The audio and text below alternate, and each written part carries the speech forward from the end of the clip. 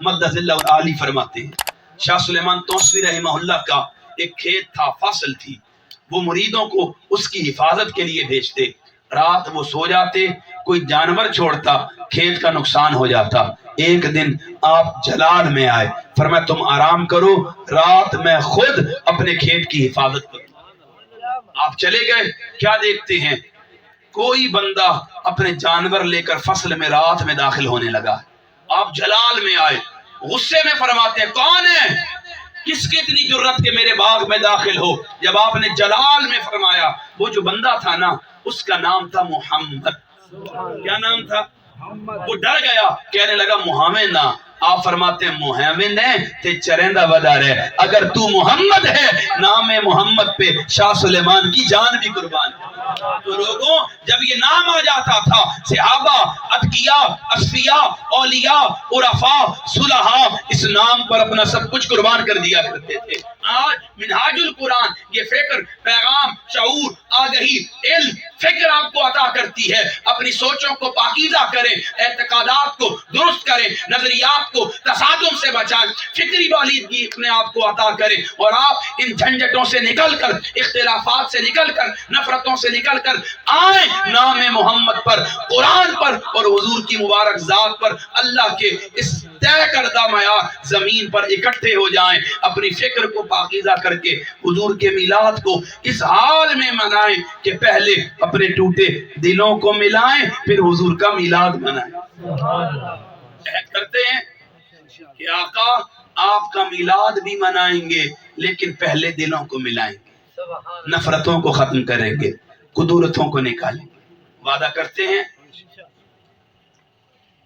آج ضرورت اس امر کی ہے، ورنہ یہ نام محمد تو بڑا بلند ہے، جو اس کے سائبان میں آ جائے خدا اسے بھی بلند کر دیتا ہے۔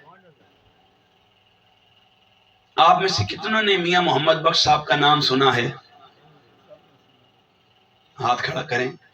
میں نے آپ کی کوئی ادھاری چکانی ہے؟ بولیں۔ اب بات توجہ سے سنیں۔ میں نے آپ کو کیا کہا کہ ہماری نسبت نہیں رہی، ضرورت ہے کہ ہم حضور سے عہد وفا کریں۔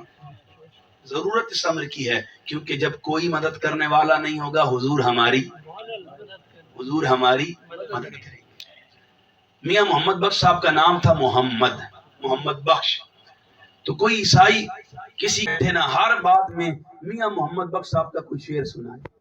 ایک دن اس نے کہا یار تمہارے محمد کے اتنے اشعار ہیں۔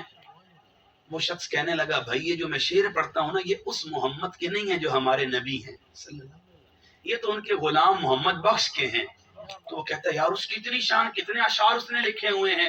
یہ بات کئی میاں محمد بخش صاحب کو پتہ چلی کہ اس طرح میرے نام سے کسی نے کوئی بات کی ہے۔ آپ کہنے لگے دنیا والوں سنو، میں بندہ ٹھگ، میں بندہ چور، لوگ کی جدا کلمہ پڑھ دے او محمد ہو۔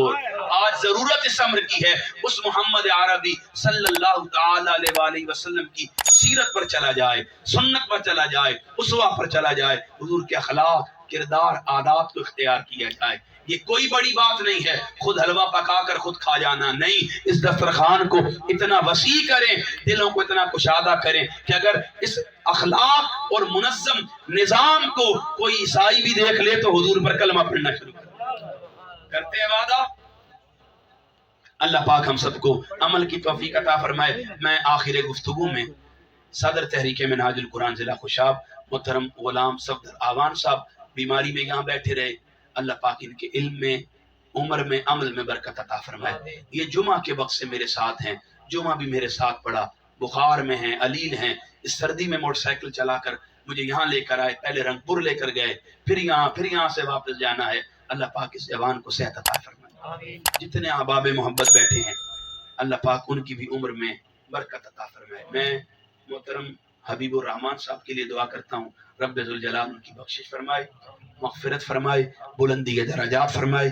میں دعا کرتا ہوں غلام حبیب صاحب کے لیے، محمد رمضان، مہربان خان، عالم خان، محمد حیات اور بالخصوص فیض خان ڈھونڈی۔ اللہ پاک اس جوان کو بھی صحت عطا فرمائے۔ کسی کا کوئی سوال ہو تو پوچھ سکتا ہے۔